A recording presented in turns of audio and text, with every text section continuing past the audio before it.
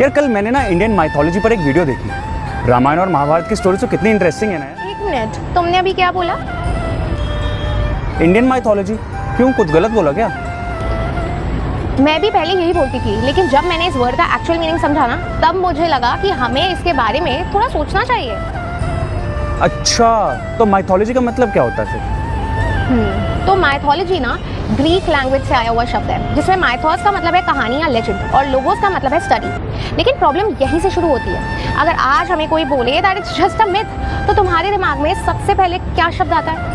यही कि वो सच नहीं है, बस एक इमेजिनरी स्टोरी है। एग्जैक्टली। और इसी वजह से बहुत से लोग इंडियन माइथोलॉजी शब्द से अग्री नहीं करते हैं। तो पर ये टर्म आया कहाँ से? एक्चुअली 18th और खासकर 19th सेंचुरी में ब्रिटिश कॉलोनियल पीरियड के दौरान कई यूरोपियन स्कॉलर्स ने भारत के प्राचीन ग्रंथों का अध्ययन किया। उन्होंने अलग अलग सिविलाइजेशंस के ट्रेडिशनल स्टोरीज को एक ही कैटेगरी में रखकर माइथोलॉजी कहना शुरू कर दिया।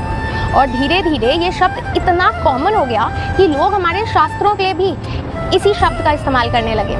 लेकिन ध्यान देने की बात यह है कि हमारे शास्त्रों में जैसे कि रामायण हो गई, महाभारत में कभी भी ये माइथोलॉजी वर्ड यूज़ ही नहीं किया गया और इनके लिए कभी माइथोलॉजी नहीं कहा गया।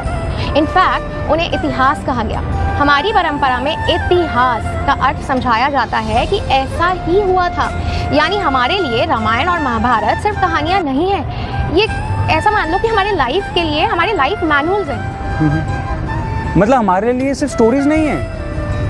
बिल्कुल, ये हमें सिखाते हैं कि भगवान कौन है, हम कौन है, कर्म क्या है, धर्म क्या है और हर परिस्थिति में सही फैसला कैसे हम ले सकते हैं। इसलिए बहुत से लोग इंडियन माइथोलॉजी कहने की बजाय सनातन धर्म के शास्त्र या हिंदू स्क्रिप्चर्स कहना ज्यादा सही मानते हैं। अब समझ आ रहा है कि लोग इस वर्ड से इतनी प्रॉब्लम क्यों रखते हैं।